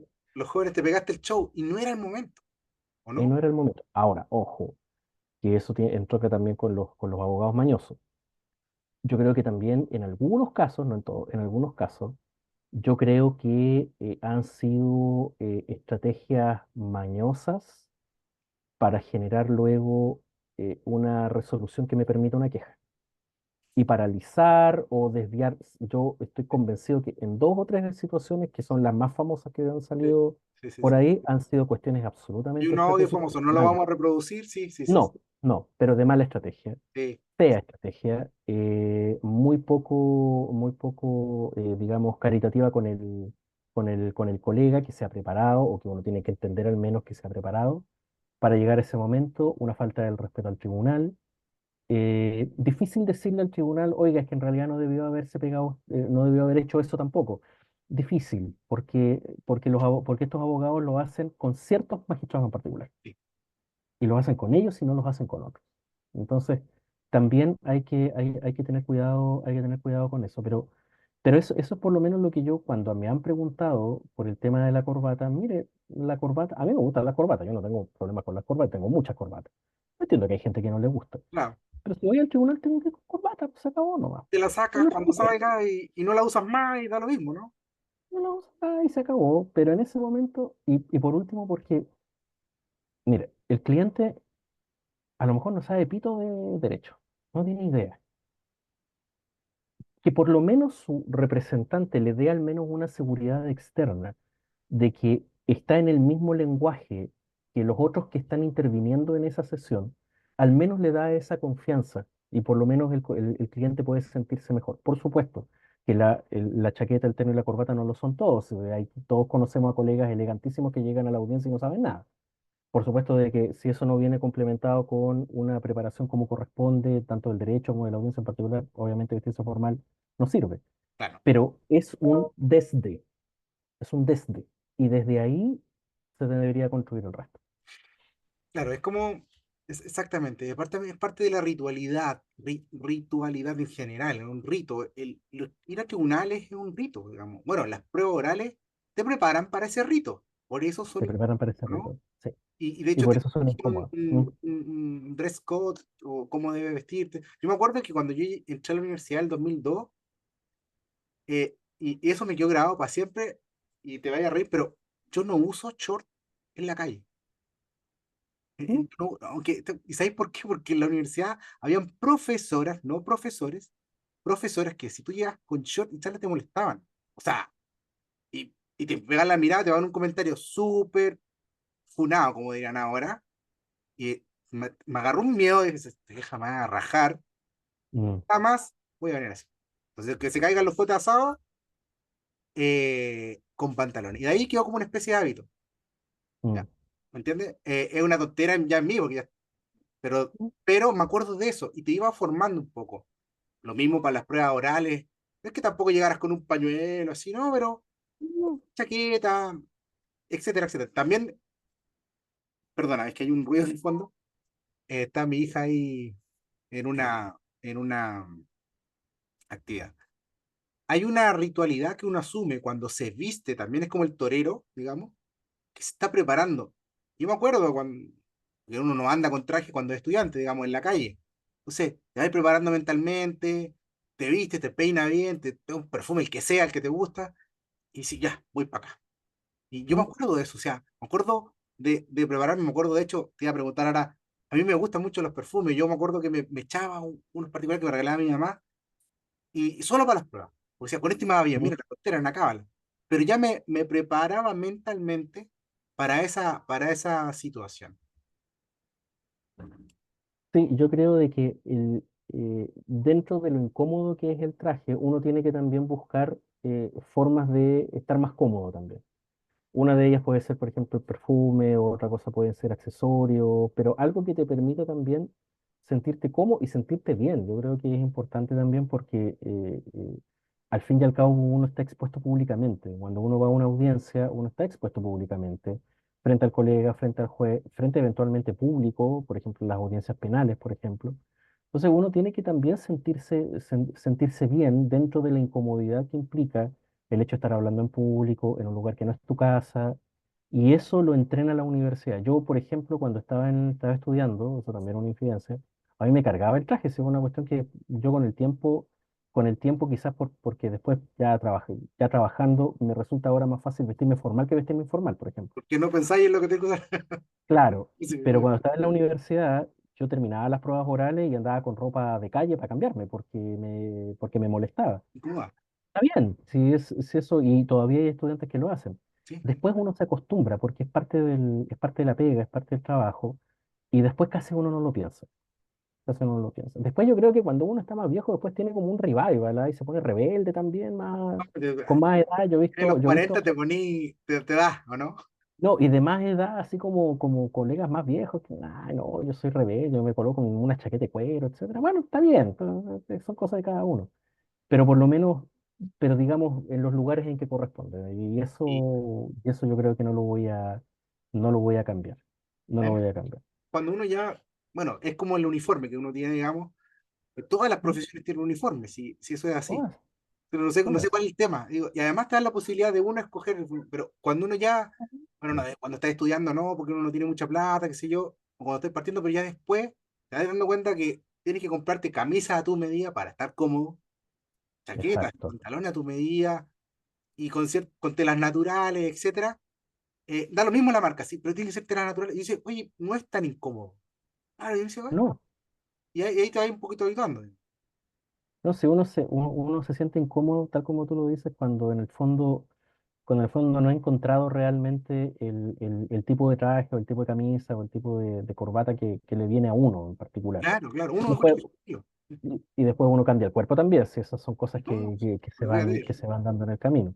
Pero esa evolución la hacen todos los estudiantes. Si tú te recordarás cuando las pruebas en primer año, todos llegan con el traje de la graduación, Sí, brillante. eh, las Parece chicas vienen con grabación. el traje, claro, con el traje del matrimonio de la amiga, el Escote. que fueron. Y después van con el tiempo, van viendo también, y eso por eso es importante también que los profesores, eh, eh, porque esa es otra cosa que yo he tenido discusiones con algunos colegas, de otras universidades más grandes, es que yo enseño derecho, yo no enseño abogacía. Sí, pues compadre, pero resulta de que el perfil, el campo ocupacional de la persona que esté trabajando en el 90% de las veces es que se va a convertir en abogado. Pero a ver, Entonces, explícame, ¿y cuál es la distinción? Creo, tengo una intuición, pero explícame esa distinción que hacen. lo que pasa es que en estricto rigor las universidades entregan solamente la licenciatura, que es solamente un grado académico y no es Bueno, un eso título. ese sí lo entendemos, ¿Ya? pero ¿por qué te hacen esa Entonces, claro, distinción? hay harto colega, digamos, académicos de mucho tiempo, etcétera, que obviamente no ejercen, nunca han Ah, ya. ejercido o dejaron de ejercer. Entonces, ya, claro, ellos mismos se vuelven mucho más laxos en el tema en el tema del vestuario y no les gustan las pruebas orales, etcétera. Yo lo puedo entender, ¿ah? Y si las pruebas orales también tienen sus problemas. Pero que dicen, no, yo no voy a andar con corbata, me carga la corbata, etcétera. A ver, sí, está bien, pero el 90% de los estudiantes que tú estás formando van a ser luego, se van a dedicar a esto, Sí, sí. se van a dedicar a esto. Si en una unidad académica todos se visten como quieren, en el fondo, el cabro, o sea, en el Es fondo, su primera los estudiantes, aproximación a la carrera. sí, pues, Es lo que sí, hablamos pues, recién de la mentoría. Tú estás predicando con el ejemplo. exacto, exacto. Entonces, al menos en las circunstancias que son formales en cualquier parte, vístete formal. O sea, yo Sí. creo que eso es lo mínimo, pero bueno, ya son cosas de cada uno, ya en realidad, No, en ese dice, ya no sentido. puedo ir rebanco, ya decía, No, sí, pero está bien. pasa. Sí. Pero pasa, efectivamente, sí. En mi caso, por ejemplo, mis papás son profesores, yo no tenía el ejemplo de abogados, ¿sí? O sea, que Ujú. eran así, Yo pero tampoco. a los profesores, que yo ya, a los ¿Mm? profesores de derecho estoy diciendo, y después jefes que tuve, ahí lo iba copiando, po, porque uno no tenía idea, entonces ¿Mm? fui progresando en el tiempo. No sé si Exactamente. resultó bueno o malo, pero fui aprendiendo, mirando. Es lo que ¿Mm? te decía recién de esta artesanía. Uno aprende el maestro. Esas cosas también De eso se trata. De eso se trata. Yo tuve un profesor, que es mi maestro, que es José Luis Guzmán, que es un académico 100%, él no ejerce, pero él siempre en la universidad estaba vestido con una chaqueta, con camisa y con corbata. muy presente A los lo mejor, profesores. a lo, a Todos lo los mejor no profesores era están traje, así. ¿Sí? claro, a lo mejor no eran traje, No, no, no era no. un traje, pero era una chaqueta, pantalón, corbata, camisa. Punto. Y Se los acabó. profesores, incluso jeans, que puede usar jeans y una chaqueta Sí, de lana, sí, sí. tweet, y se ve bien y no pasa nada, Y digamos. se ve bien. Y de hecho es un look hasta más universitario desde ese punto Claro, de pues, el vista. típico profesor que con la chaqueta de tweet decía, profe, así cuando lo miráis en la calle, en el supermercado, no me Sí. diga. Usted trabaja Eso en la me refiero. universidad. Oh, ¿cómo supo? Claro, pues esos típicos que tienen estas cuestiones acá Sí, como, en como los para, codos. para proteger los codos. ¿Cachai? Sí. Pues, también. Pero es eso, o sea, tampoco voy a venir con pijama, pues, o sea, No, entendámonos. oye, a propósito de eso, y el último, ya para ir cerrando, el tema del Zoom. ¿Cómo ha arruinado esto del que estamos hablando? ¿Ah? Se ha perdido esta ritualidad, porque uno no se ve, bla, bla, bla. Y hay gente que tú lo ves, perdón que me voy a echar, han echado, digamos, esto en la cama, así se ve el respaldo, Sí, y tú sí. dices, no, esto Es que difumina sí, al fondo por último. Y yo lo he visto mucho, o yo creo que yo creo que, a ver, como cualquier tecnología, sea, estamos yo acá. tengo una tecnología, claro, como cualquier tecnología, las tecnologías en general, yo siempre he pensado que son neutrales, ¿sí? El que les pone el acento de valor somos nosotros, ¿no? Entonces, claro, el Zoom fue una cosa necesaria en algún momento. Y hoy día es espantosamente cómoda para muchos, incluso colegas, ¿no? Porque, por ejemplo, el Zoom les permite todavía, porque acá hay variaciones de corte a corte, pero todavía les permite comparecer no estando en la ciudad en donde se produce el juicio. Y eso se agradece, ¿ah? Yo Y lo eso digo se porque es agradece. parte interesada. No, no, Y no. eso se agradece. Y eso se agradece también, incluso por la experiencia que yo he tenido durante este año.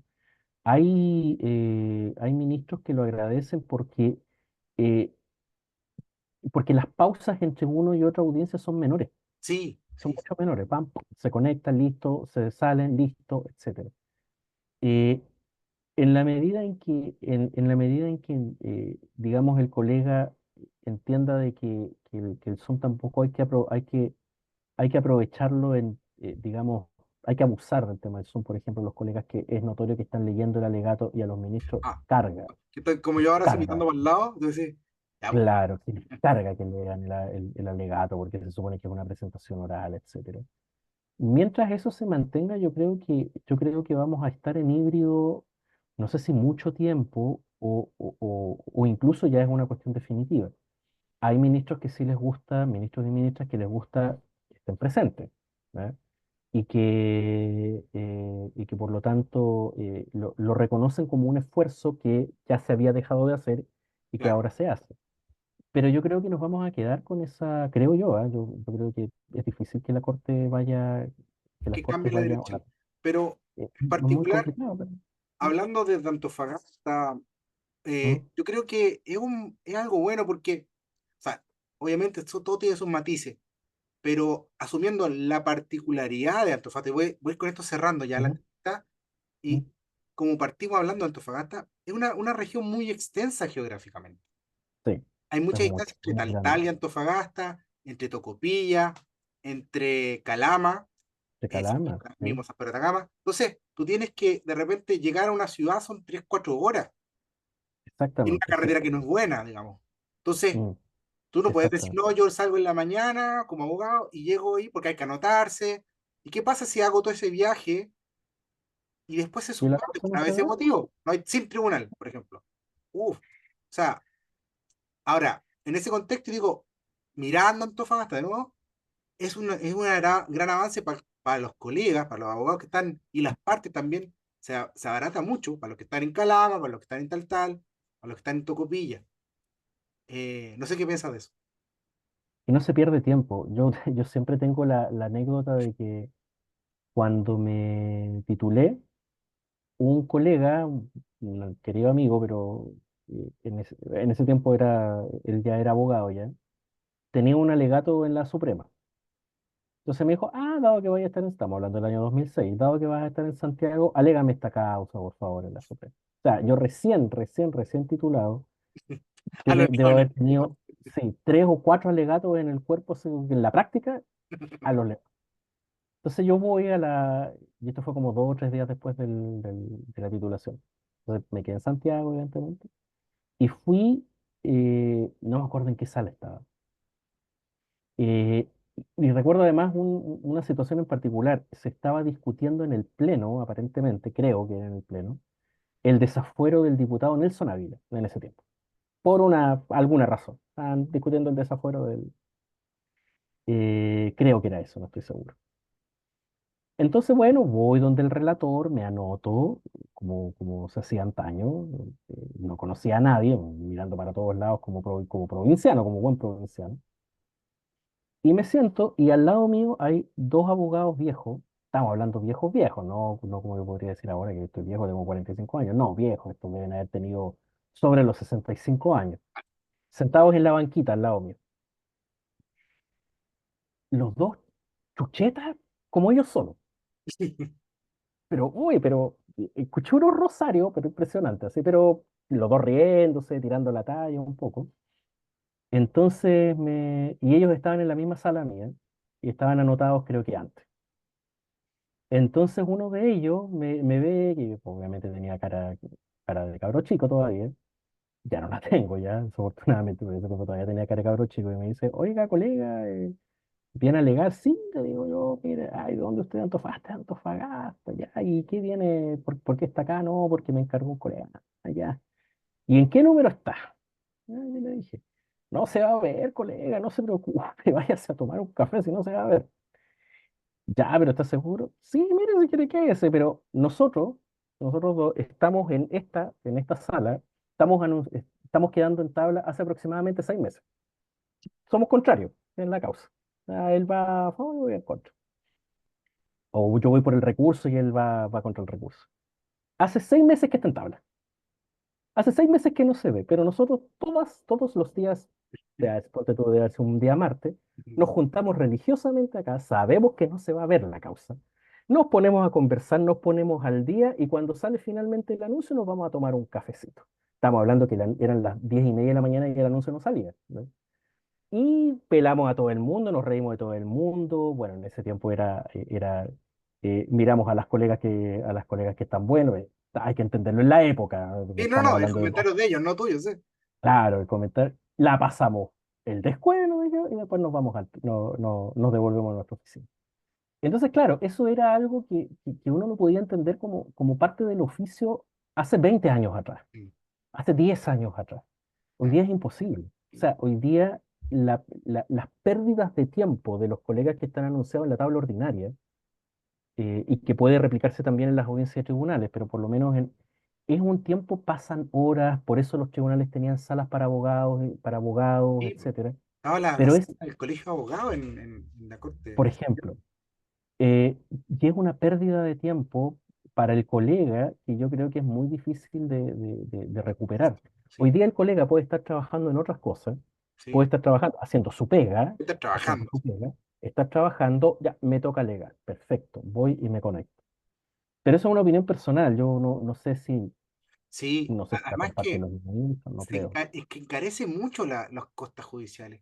Porque me parece las costas, si yo sí. me toca alegar, supongamos que facturo por hora. Hoy día casi los estudios jurídicos no están facturando por hora, en general estoy hablando, pero un tiempo Ujú, sí. A mí me sí. tocó llenar horas, por ejemplo, cuando partí trabajando y era abogado junior y llenaba horas, qué sé yo. Si no la llenaba, me llegaba después. olvídate, era peor que mandarme un condón en tribunales. Entonces, imagínate que un socio, un abogado importante, porque tú ahora cuando soy más chico vale X, pero después vale X más, no sé qué, o X por 2 por 3,